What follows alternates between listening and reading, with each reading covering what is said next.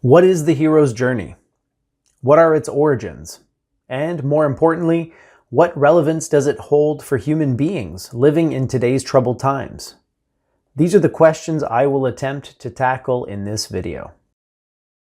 Joseph Campbell suggests that at the heart of every compelling story, hiding behind the cosmetics of a particular era and culture, lurks the same basic narrative pattern. Boiled down, the pattern can be described as follows. The hero departs from the familiar world of ordinary circumstances, journeys into the mysterious world of unknown circumstances, along a road of trials and tribulations, toward the attainment of some power or treasure or goal. And finally, the hero returns to the familiar world from which she first departed, bearing the gifts of her successful outing. More simply, the cycle consists of departure, transformation, and return. In addition to this sequence, we find a familiar cast of recurring characters. The young hero of prophecy, the wise old mentor who was a hero himself back in the day and now seeks to prepare his successor, the princess in distress, the roguish trickster, and the dark one who opposes the hero and her allies on their quest. These are just a few of the familiar tropes one finds over and over again in myths the world over, and in many classic movies of the modern era as well. Whether presented in the vast oceanic images of the Orient, in the vigorous narratives of the Greeks, or in the majestic legends of the Bible.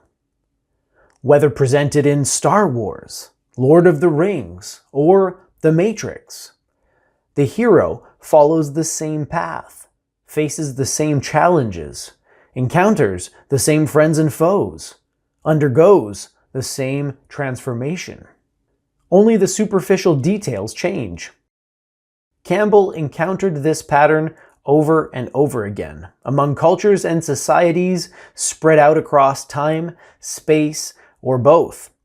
And this caused him to wonder, how did people who had no contact with each other come up with the same stories? In exploring this question, Campbell leaned on Carl Jung's theories of the collective unconscious and psychological archetypes, and arrived at a theory of his own. The hero's journey, Campbell speculates, is a symbolic representation of the human life cycle and of the different personality traits one encounters, both in oneself and in others along the way. As Jung himself observed, we meet ourselves time and time again in 1,000 disguises on the path of life. These things transcend era and culture and serve as a foundation for our shared and common humanity. The unconscious and widespread manifestation of the pattern makes sense when viewed in this light. The sequence described is intimately familiar to us on an intergenerational scale. It represents the cycle of birth, maturity, decline, and rebirth. The cycle of all creation at both the atomic and cosmic level, and everywhere in between. Take human beings, for example.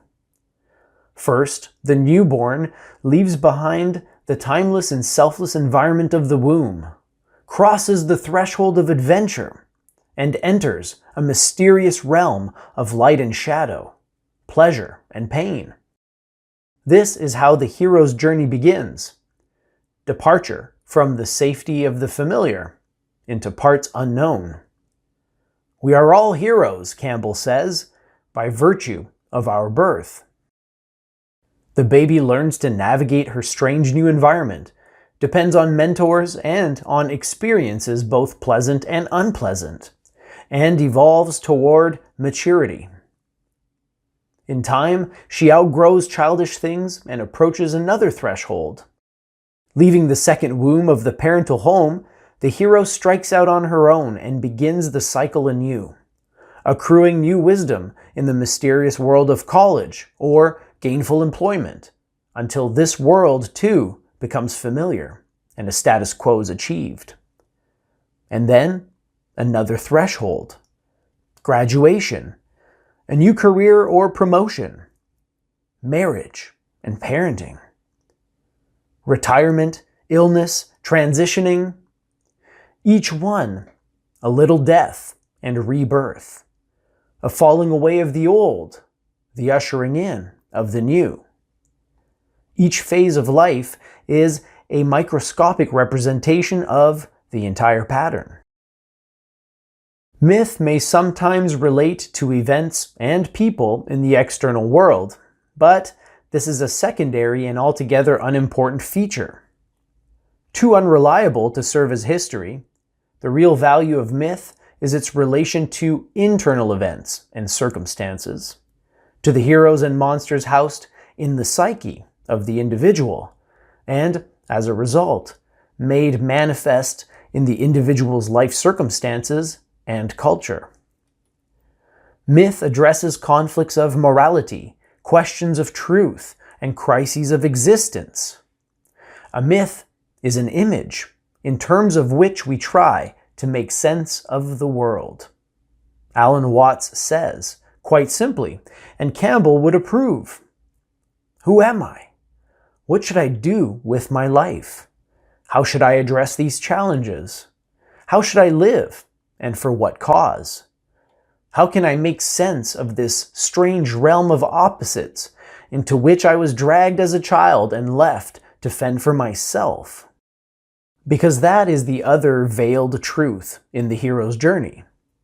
Despite our allies and mentors, this is a solo adventure. Each must follow the thread and take responsibility for their own self and actions. People may guide and advise you, but only the hero can decide and act in whatever manner she sees fit. And that's you, by the way, the hero of your own adventure. In this light, the purpose and relevance of myth is clear.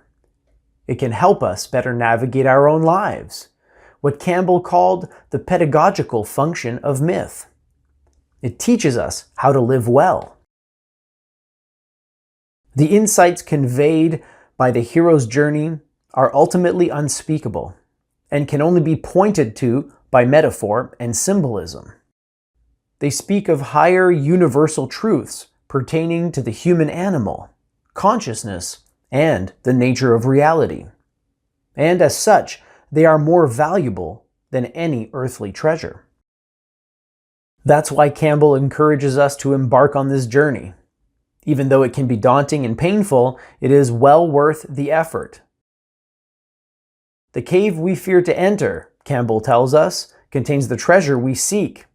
And best of all, we have not even to risk the adventure alone, for the heroes of all time have gone before us.